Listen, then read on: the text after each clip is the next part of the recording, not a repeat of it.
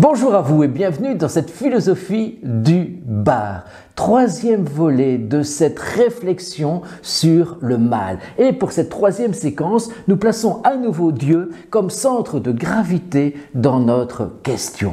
Avec Bernard Guillain et Adolphe Guéché, qui fut professeur à l'Université catholique de Louvain, voyons les arguments contre Dieu, pour Dieu, en Dieu, à Dieu et enfin avec Dieu. Contre Dieu, il y a, souvenez-vous, et c'est l'argument d'André Comte-Sponville, il y a du mal dont Dieu n'existe pas. On pourrait rétorquer à André Comte-Sponville qu'on peut conclure non pas à l'inexistence de Dieu, mais à l'existence d'un Dieu mauvais. Ce n'est pas la même chose. Si l'on sait gré à l'athéisme de refuser un Dieu mauvais, cela voudrait-il dire qu'un Dieu bon, les athées attribueraient volontiers l'existence?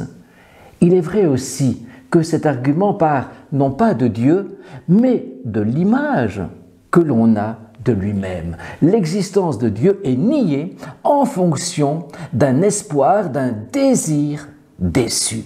L'athéisme, et je pose dès lors la question, l'athéisme résulte-t-il d'une déception qui porte sur l'idée que l'on se fait de Dieu?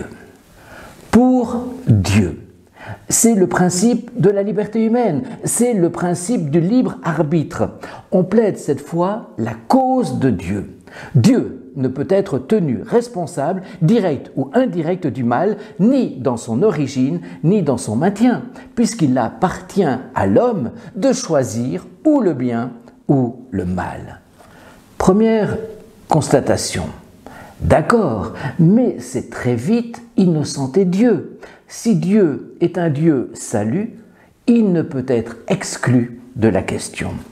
Deuxième constatation. Tout à l'heure, on reprochait aux athées leur vision de la nature de Dieu. N'est-ce pas ici le cas encore, où l'on considère cette fois, de facto, Dieu comme un être de bonté, de générosité, d'amour. Troisième constatation, il faut reconnaître au contraire le droit de crier sa révolte, ce que ne fait pas celui qui spontanément est pour Dieu. Le mal est un scandale et il faut pouvoir le crier face à Dieu. C'est précisément ce que l'on retrouve dans ce très beau livre de l'Ancien Testament, le livre de Job. En Dieu, le blasphème serait non pas de s'adresser, même violemment, à Dieu, mais il serait de ne pas croire que Dieu peut supporter la question ou qu'il ne peut rien ici pour nous. À Dieu. Bernard Guillain nous dit que parler en « il » est l'attitude du philosophe ou encore de l'homme païen. Parler en « tu » avec Dieu, à Dieu, est le propre de l'homme croyant. On s'adresse à Dieu en tu, tu qui rompt le silence, tu qui rompt l'enfermement. Avec Dieu maintenant, c'est énoncer que le mal lui-même offense Dieu et que Dieu s'en fait finalement le premier adversaire. Dieu ne tolère pas le mal. Il le porte. En fonction de l'expression latine, il porte les péchés du monde. Qui tolit peccata mundi. Dieu prend en charge la révolte de l'homme, mais là encore, le problème du surgissement du mal n'est pas du tout résolu. D'où vient le mal demeure l'énigme par excellence, l'énigme absolue. La question du rapport de Dieu à ce surgissement n'est pas non plus éclairée.